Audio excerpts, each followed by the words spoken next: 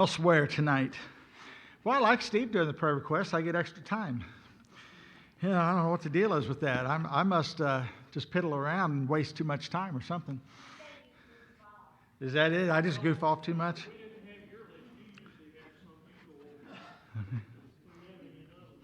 All righty. Let's see, where do I want you to turn? Turn to Deuteronomy. That'd probably be a good place to turn. We'll get there eventually. Deuteronomy 29. We're talking about the tribulation period, specifically the first half of tribulation. Now, we've already mentioned the fact that in the first half of tribulation, the Antichrist comes on the scene. We've talked about the Antichrist. The false prophet comes on the scene. We've talked about the false prophet. So you get an idea of a couple of things that are taking place right in the beginning. You get the Antichrist that shows up and the false prophet. One thing that I will say about this is, when we're thinking about those guys showing up, Satan has an incredible amount of power. In fact, I'll be preaching on some of that Sunday night. But when we're thinking about the power that Satan has, the thing that limits him today is God. I mean, he just doesn't give him the permission to do a lot of the things that he could very well do if God didn't just hold him back. And what happens is in tribulation, essentially what happens is God just steps aside and lets him run. And we see him doing that with the Antichrist and all the things that take place. So it's kind of an interesting thing. But what we find is also on a very positive note during the tribulation, the beginning of it is the 144,000 Jews that are called out, and they are called out in that first half of tribulation for the purpose of ministering, telling others about Jesus Christ. And these are 144,000 that believe Jesus Christ to be the Messiah. There are 144,000 that are sharing the things that God would have them to share. We'll be in Revelation 7 here in a little while, but I'm going to have some other stuff I want to do first. And we'll be talking about them. But the interesting thing is there are 144,000, and they're comprised of 12,000 Jews from each of the 12 tribes of Israel. But the interesting thing is that the same 12 tribes that are mentioned in the Old Testament are not necessarily the same 12 tribes that are mentioned when you get to Revelation. There's a little difference. There's a little change in the action. In fact, when you get over into Revelation, you're going to find that the tribe of Dan is not mentioned. He's gone, not even listed. You're also going to find that the tribe of Ephraim is gone. He's not mentioned. Now, Ephraim, as most of you know, is one of the sons of Joseph. And so when they were distributing land, they didn't mention Joseph. They only mentioned the two sons because Joseph got a double portion. And you stop and think for a moment, well, that's a problem because you then have 13 tribes.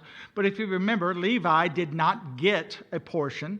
Levi got cities within the others so that they might be able to be priests to all the various tribes. And so Levi didn't get land. So you leave Levi out of the first 12 that got land. But when you get over into Revelation, you include Levi and you leave out Dan. And then you also leave out Ephraim, but you leave Manasseh, which is his brother, and you get Joseph. All right, so Ephraim is just called Joseph. So Ephraim and Dan are gone. Levi and Joseph are included. All right, and you stop and think about that, and there's a lot of things that, you might think, well, why is it that way? Why did that happen? I want to show you just because I think it's an important thing. And the reason I think it's important is because I think sometimes we tend to overlook the fact that when God says something to be so, and when God makes promises, he keeps them. And I think it's important for us to be able to see that. So back in Deuteronomy chapter 29, I want you to see something that God told them when they were coming into the land. All right? And so when they were coming into the land, he wanted them to stay pure. He wanted them to be everything he wanted them to be. He wanted them to worship him and him alone. And so he gave them certain requirements. So in Deuteronomy 29:14, listen to what he says. He says, "Neither with you only do I make this covenant and this oath, but with them that standeth here with us this day before the Lord our God, and also with him that is not here with us this day. For you know how we have dwelt in the land of Egypt, and how we came through the nations which ye passed by, And you have seen their abominations and their idols, wood and stone, silver and gold, which were among them. Lest there should be among you man or woman, or family, or tribe, interesting, important word, whose heart turneth away this day from the Lord our God to go and serve the gods of these nations, lest there should be among you a root that beareth gall and wormwood, and it come to pass, when he heareth the words of this curse, that he bless himself in his heart, saying, I shall have peace, though I walk in the imagination of mine heart, to add drunkenness to thirst. The Lord will not spare him. Hear that? The Lord will not spare him. But then the anger of the Lord and his jealousy shall smoke against that man, and all the curses that are written in this book shall lie upon him. And this is what's important. And the Lord shall blot out his name from under heaven. All right, now verse 21. And the Lord shall separate him unto evil out of the tribes of Israel. I'll take you out of the tribes of Israel. I'll separate you from the tribes of Israel, according to all the curses of the covenant that are written in this book of the law. So let me stop there for a second. He says, listen, when you come into this land, what I don't want you to do is bring all these false gods with you. I do not want you setting up false gods. I don't want you to worship anybody but me. He says, I'm a jealous God. All right? You are my people, and I want you to remain my people. I don't want anybody else to have you. Now, he makes it very clear, and he's telling the tribes that, listen, tribes, if you as a tribe of this nation choose to do so, I will separate you from Israel. You'll no longer be a part of the covenant. All right? Important note. All right? Won't be a part of the covenant. Now, I want to tell you this because this is what took place. Now, understand at some point in time, all of Israel has been guilty of this. All right? All of Israel has worshipped false gods at times. They set up groves. They set up high places. They did all kinds of crazy things and turned their backs on God many different times. So it's not something that was unusual. It happened a lot of times, and God didn't separate all of them. All right? But here's what we find, that in the northern kingdom, there was two particular tribes that made a real point of setting up gods for the entire nation. They set up an altar, I couldn't think of the word, in Dan, and they also set up an altar in Bethel. Now, Bethel began as part of the tribe of Benjamin, but when they separated, the northern kingdoms went their way and the southern kingdoms went their way. That land of Bethel wound up becoming a part of Ephraim rather than a part of Benjamin. And so what happens is they set up an altar in Bethel, which was a part of Ephraim. So the two altars that they set up for all the nation to worship was in Dan and in Ephraim. Now let me show you that. Judges chapter 18 and verse 30. Judges chapter 18 and verse 30. And the children of Dan set up the graven image. And Jonathan, the son of Gershom, the son of Manasseh, he and his sons were priests to the tribe of Dan. By the way, sons of Manasseh were priests. They weren't even qualified to be priests. They weren't Levites. All right? To the tribe of Dan under the day of the captivity of the land. So we find that the very thing that God said don't do, Dan did. All right? And so they set it up there so that all the nation might be able to come there and worship. If you turn to Amos chapter 4 and Amos chapter 8 and verse 14. Amos chapter 8 and verse 14.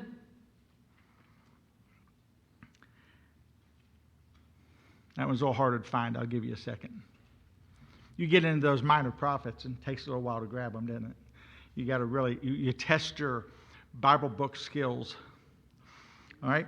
Amos 8:14, they that swear by the sin of Samaria and say, thy God, O Dan, liveth. It was so awful that the gods of that land became attributed to Dan. Dan was the tribe that they attributed to. Okay, when you think about this altar, when you think about worshiping false gods, you got to think about Dan, because they promoted it more than anybody else, and they lured all the rest of the nation there for the purpose of doing so. And the manner of Beersheba liveth, even they shall fall and never rise up again. Now back up into Amos 4:4. Amos 4:4. We also see where they set up the image in Bethel. Come to Bethel and transgress. Right? Come over here to Bethel and sin. All right? At Gilgal, multiply transgression and begin your sacrifice and bring your sacrifices every morning and your tithes after 3 years. I got one more for you. 2 Kings 10:29. 2 Kings 10:29. Howbeit, from the sins of Jeroboam, the son of Nebat, who made Israel to sin. All right, Jeroboam, just for those of you who don't know who he is, when Israel divided, keep in mind, they were united under David, they were united under Solomon. After Solomon, Solomon's son Rehoboam, and then a fellow by the name of Jeroboam kind of had it out. Jeroboam took the 10 tribes and went elsewhere, and they were not united again. All right? And so Rehoboam had Judah and Benjamin, while Jeroboam took all the others. And the very first thing he did, by the way, when he separated, he was evil. The very first thing he did when they separated was set up ungodly worship and build a temple in Samaria so that they would not come back to Jerusalem to worship. All right? And so Jeroboam, the son of Nebat, who made Israel to sin, Jehu departed not from after them, to wit the golden calves, the two, that were in Bethel and that were in Dan. Okay, so the picture here is this. There were 2 golden calves that were set up for the people to come and worship. And those 2 calves, one was in Dan and one was in Bethel, which was a part of Ephraim at that time. All right, so both Bethel and Dan were the primary locations of the idolatrous worship with the Israelites. All right, now, like I said, when we look at the 12 tribes, initially, both Ephraim and Dan were a part of that. But then when we get over to Revelation, we find they've been separated from the tribes and we don't see their name any longer. And it doesn't really give us an explanation. Doesn't tell us why. We're just kind of left to figure out why. But it's pretty easy to figure out why when you go back and you see that it says, listen, if they're going to set up golden calves, I just want you to know I'm going to separate you from the tribes. Well, he did. When we go over to Revelation, we see that he did. And it's kind of interesting because when we think about, you can go ahead and turn to Revelation 7 if you like. When you start thinking about things that God said, a lot of times we just kind of overlook that and we think, well, there's no mention that God ever did any of that. But he does. In fact, that 70th week of Daniel hasn't happened yet, but all of us here believe that it's going to happen. We believe tribulation's coming, and it's going to be a time where the Jews are judged, and it's a time for them to reconcile with God. And so that whole picture is taking place, and it's unfolding. And so what we find is when it unfolds, he only gives that option. When we look at this, when it unfolds, he kind of leaves Dan and Ephraim out of the picture. Hey, listen, I didn't keep them as a part of this, and I'll show you what I mean by that. But they're not included in this 144,000. In this 144,000, there are 12,000 from each of the 12 tribes with the exception of Ephraim and Dan. We're not going to recognize them, all right, because they've been separated. So that's what we find. Revelation 7, 3 and 4, saying, hurt not the earth, neither the sea, nor the trees, till we have sealed the servants of our God in their foreheads. So he tells the angels, listen, don't hurt anything yet. Wait until we seal our 144,000, because those 144,000 are going to be my workers. They're going to be the ones that's going to tell others about Jesus Christ during tribulation. By the way, whether you realize it or not, I know we think about tribulation as a great time of deception, and there is going to be a huge deception. And a lot of discussion about, who's going to be deceived, who's not going to be deceived. And I'm not going to get into that. My answer is this. We do know that there are going to be a lot of folks, that these 144,000 are going to lead to the Lord. And they're going to be persecuted as a result of it, die vicious death as a result of it. They're going to have to take a hard stand and be persecuted like crazy because of it. but there is going to be a great revival, he says, of all kindreds and all tongues. All right? So we find there's going to be a great revival among a whole lot of people as a result of the preaching of this 144,000 Jews. All right? Now, when we look at this picture, what we see is this. He says, and I heard the number of them which were sealed. Did I already read the other part of that? Neither sea nor trees. We have sealed the servants of our God in their foreheads.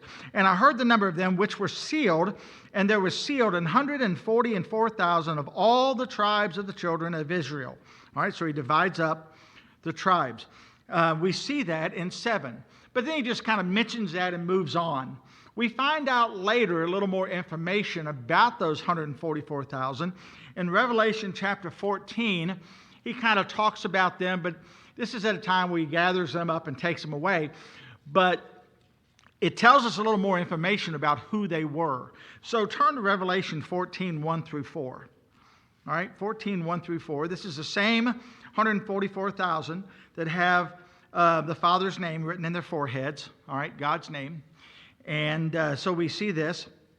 And I looked, and lo, a lamb stood on the Mount Sion, and with him 144,000. So this is after he gathers them all up. They've been persecuted, they've been beaten, had a tough time through all the tribulation period, sharing the gospel of Jesus Christ.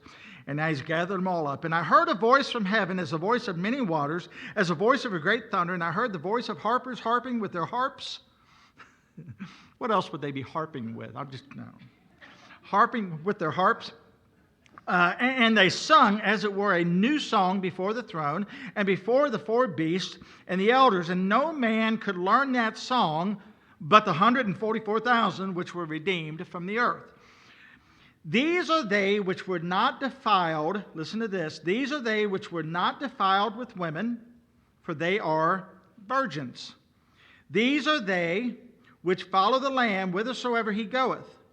These were redeemed from among men, being the first fruits unto God and to the Lamb.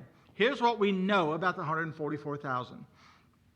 They are the first fruits of the tribulation period.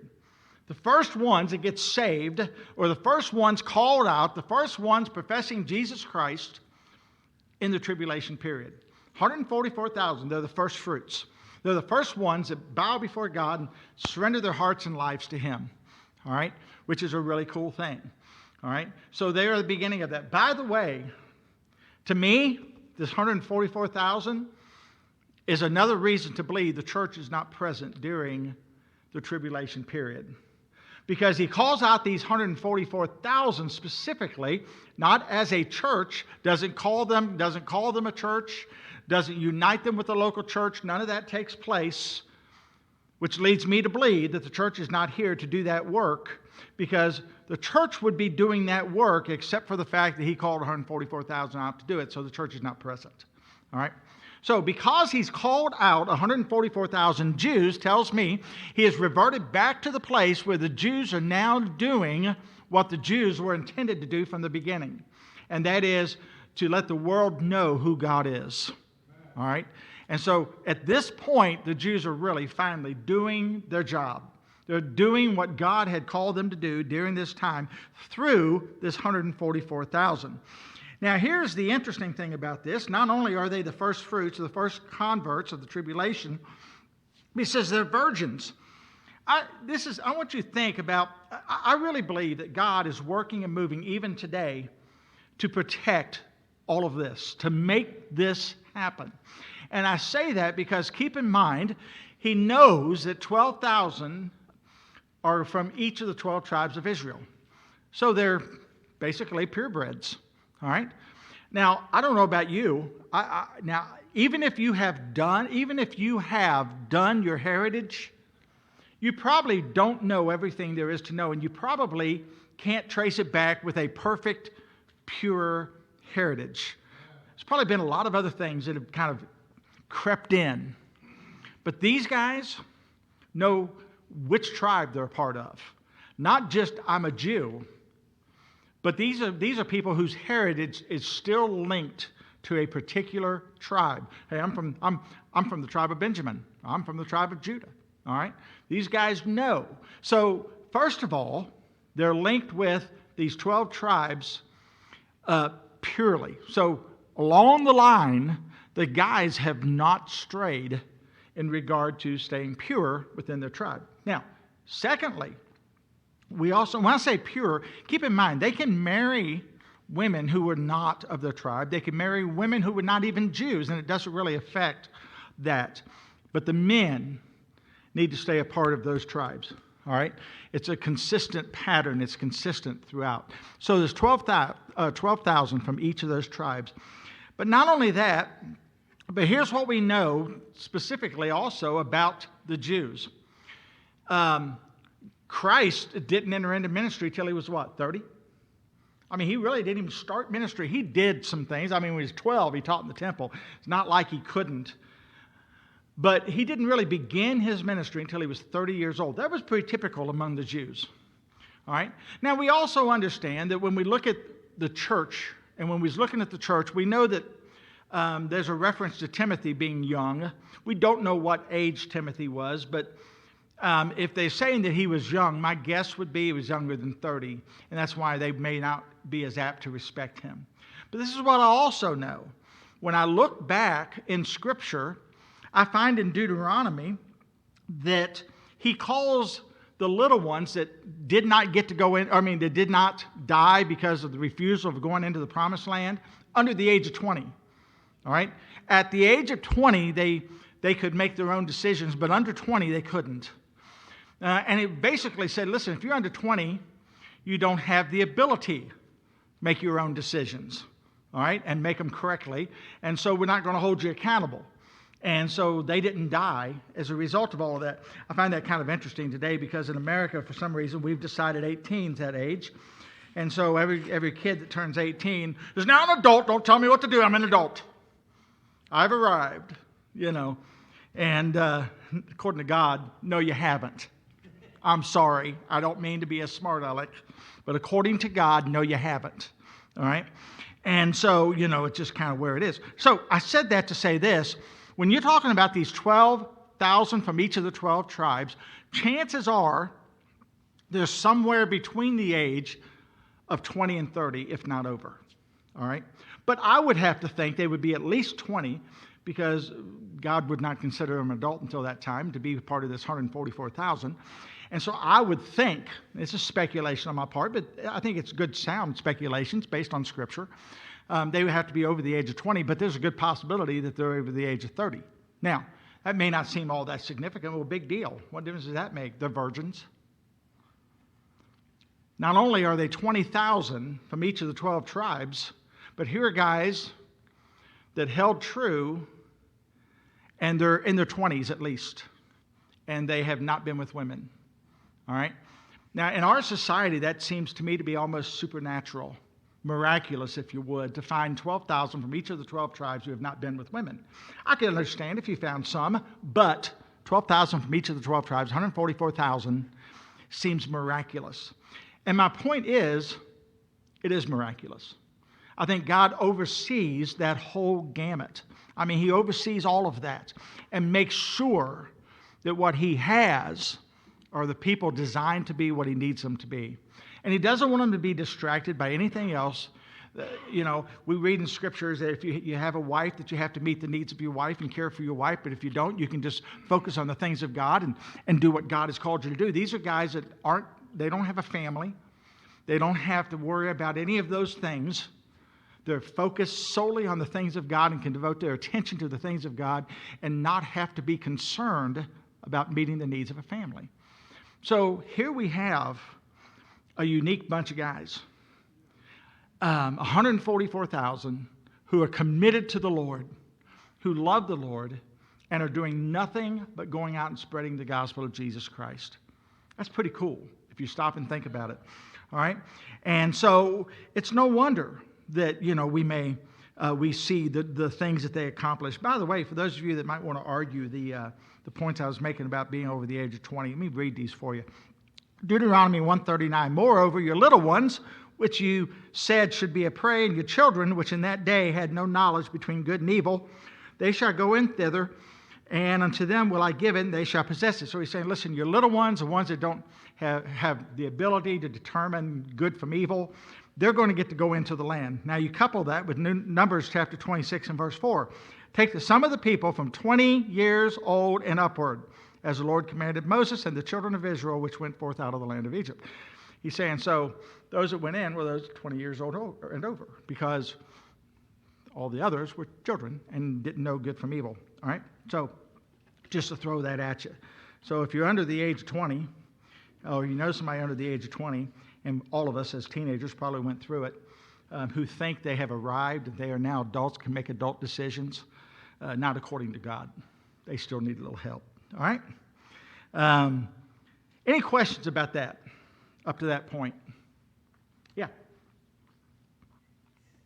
The tribe of Joseph is flourishing because I'm thinking Joseph only had the two children, right? And Yeah. so the tribe of Joseph would Yeah. probably Still be the people of Ephraim. in that. It would still be the people of Ephraim, because Joseph was promised, but would not be accredited to Ephraim. He would not receive the credit. I think that the people of Ephraim is under the heading of Joseph, but the Dan apparently is just not even around, or merged with somebody else. When you look, it's interesting too. In the case of Ephraim, I think Joseph represented the tribe of Ephraim. And because this is his two portions that God promised him. God isn't going to acknowledge Ephraim in his name. Instead, those people are just under Joseph's name. So in reality, the people are still a part. It's just Ephraim, the name Ephraim is not going to be acknowledged. All right. Now, in the case of Dan, I think this is kind of interesting too. I wasn't going to get into this, but being as you brought it up, Dan, when you look back at Dan, you find when he received his initial heritage, he wasn't happy with it and kind of tried to move and could never, ever overtake the people in the land, always struggled to keep their land. And so Dan's people tended to merge with other tribes. So it doesn't mean that there is no people from Dan's heritage, but they're probably just listed or a part of other tribes rather than Dan. They did have the very smallest portion. Yeah. But they had a hard time keeping it, and they were never happy with it. It was a lot of struggle with them. Yeah.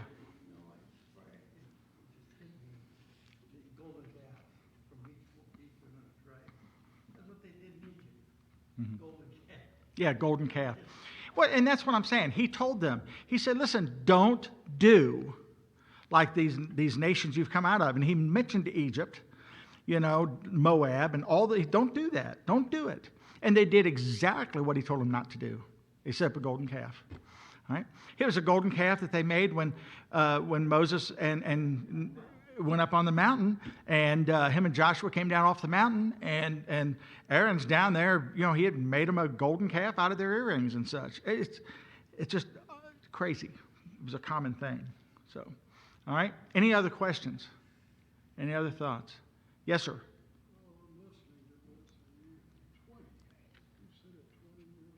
Probably. I would think they had to be at least 20. They could have been over. They could be over, but had to be at least 20.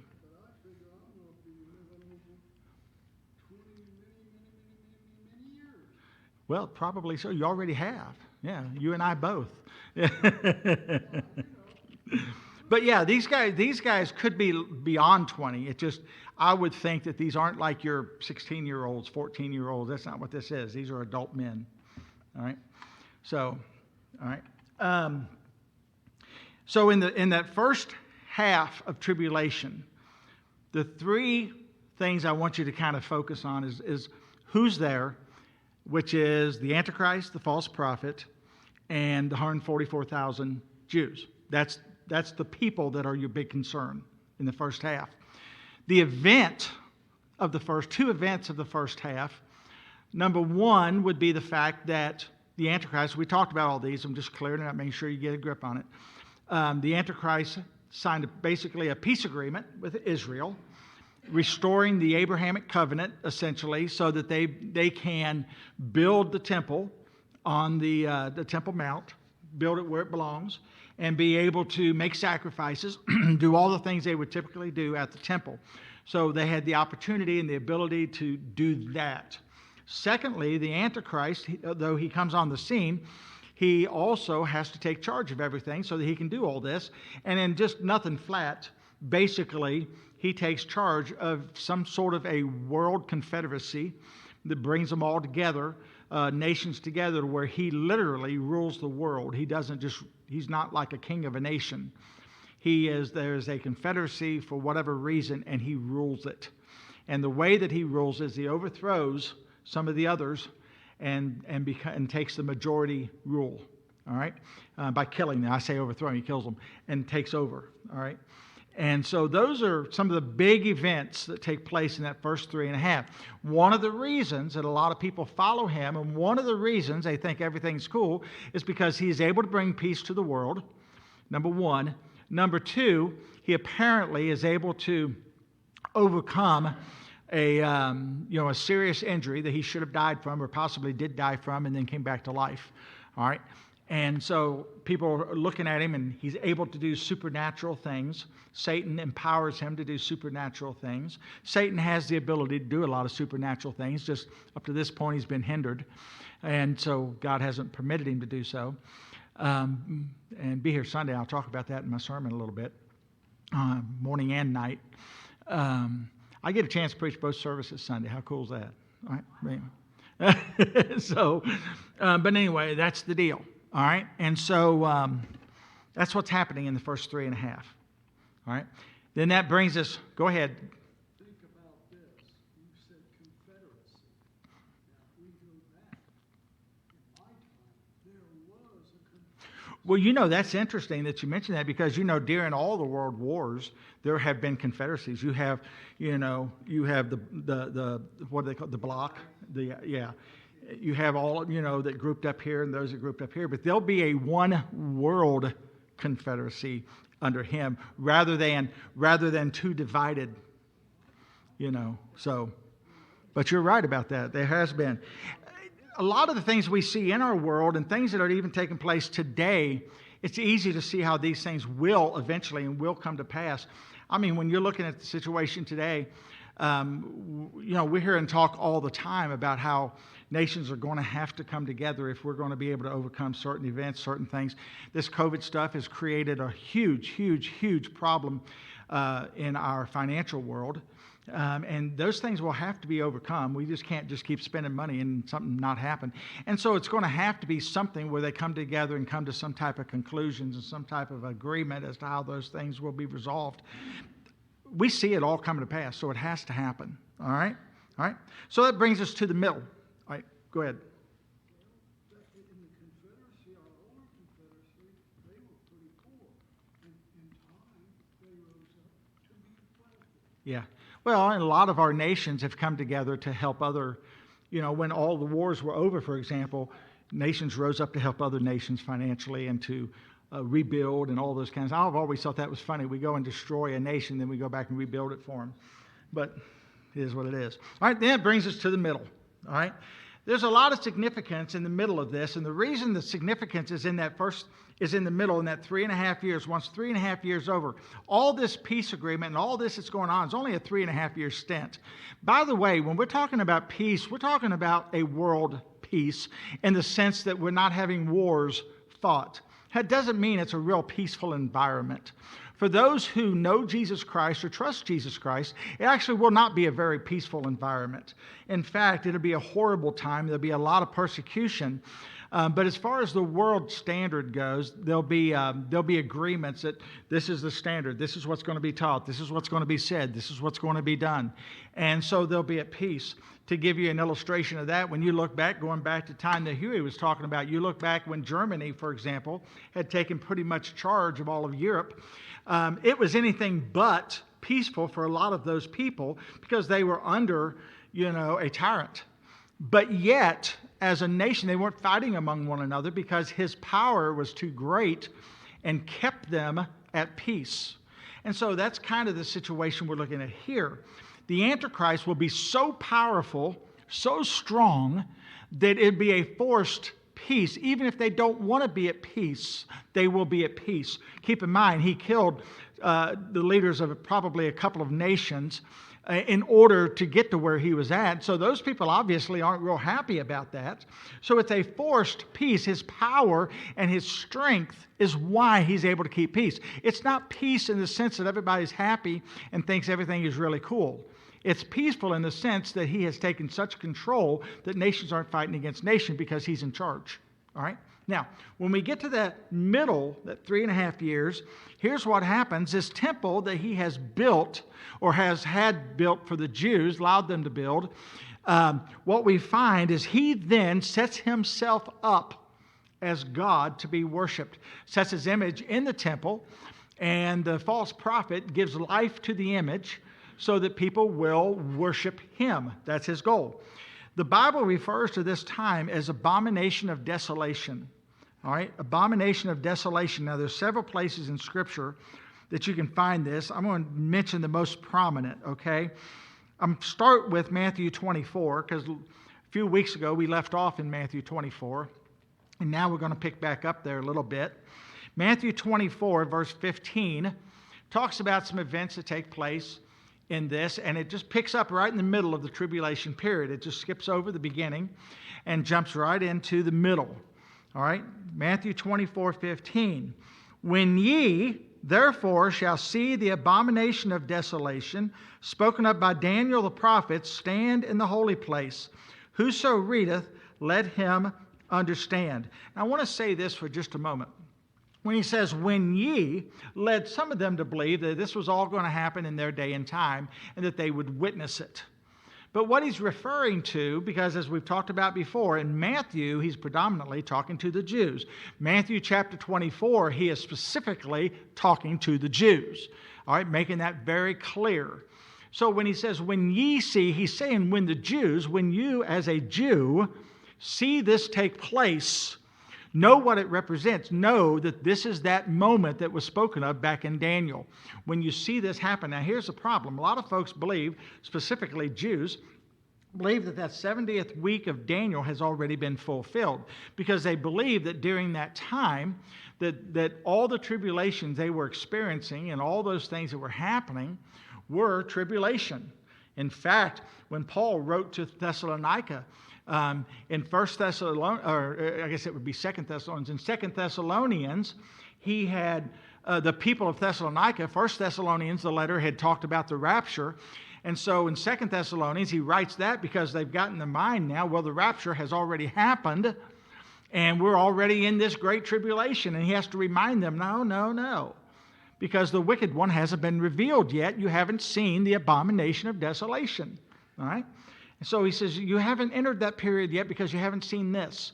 And so when you go back to Matthew, he's talking to the Jews, and he's saying, this is the indicator to the Jews. And when you read this, he's telling them, I don't care when it is, what point in time, the indicator that great tribulation is coming about is when the abomination of desolation takes place.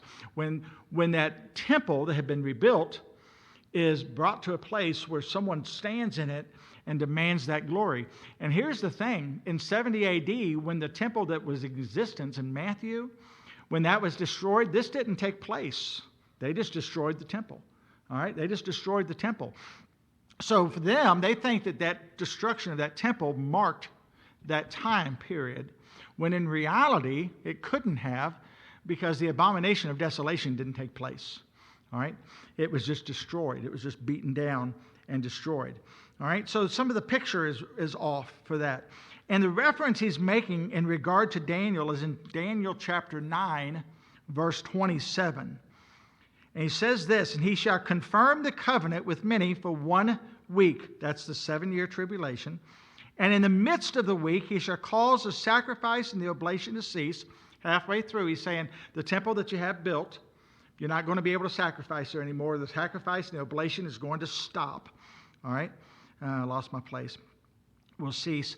And for the overspreading of abominations, he shall make it desolate, all right, destroyed, even until the consummation, and that determined shall be poured upon the desolate. So he's saying, listen, that temple is only going to be good for about 3.5 years, and then you're not going to be able to use it. The abomination of desolation comes about. Now let me take you over into 2 Thessalonians, because he ties it in as well. 2 Thessalonians chapter 2. So you get Jesus talking about it, and he's making a reference to what Daniel spoke of all the way back in Daniel. And then Paul makes a reference to it here in 2 Thessalonians. We pick up in verse 3. Let no man deceive you by any means. All right? He's talking to these people that think, okay, we've already entered into great tribulation. You know, the rapture's already occurred, and here we are. You know, we're having to suffer tribulations. And it's understandable they would think that, because in Thessalonica they were being persecuted badly. I mean, people were being killed, they were being hauled off to jail. It was a tough day for them. All right? And so he tells them, don't let any man deceive you. All right? He says, for that day shall not come except there come a falling away first, and that man of sin be revealed. A falling away first. The church, he's talking about a reference to the church. Apostasy is going to come to the degree that the church is ineffective, and that the church is going to be falling away to the point where we're doing nothing. You know, that the church is just not doing and not accomplishing the task that God would have us to accomplish. Well, in their day, that certainly wouldn't be the case, because the church was thriving. The church was going strong. I mean, it was the beginning days of the church. The church was just, seeing people won to Christ left and right. He says, and then he tells them, he says, falling away first, and that man of sin be revealed, the son of perdition. Talking about the Antichrist, who opposeth and exalteth himself above all that is called God, or that is worshipped, so that he as God sitteth in the temple of God, showing himself that he is God. So he said, listen, till this guy rises up and said, hey, listen, guys, I am God. I'm going to God's temple, and you're going to worship me as God, and I'm going to worship, and I'm going to be the one you're going to worship in this temple. Whatever you do for me. I am God. That's what happens. That's the abomination of desolation. So he said that's what will happen in that middle ground, all right, in that halfway through the tribulation period. I'm going to leave you there, all right? We'll talk about some more of this later. Am I throwing too much at you? I'm trying my best not to. I've skipped about a ton of stuff. I'm just trying to hit the high points, but there's just so much in Scripture about it. I think I'll just overwhelm you if I try to do every little thing. Just trying to kind of give you the high points. All right? Got to hurry. Well, thank you. I appreciate that. All right? So that's where we're at. We're midway through the tribulation. We'll pick up there next week. All right?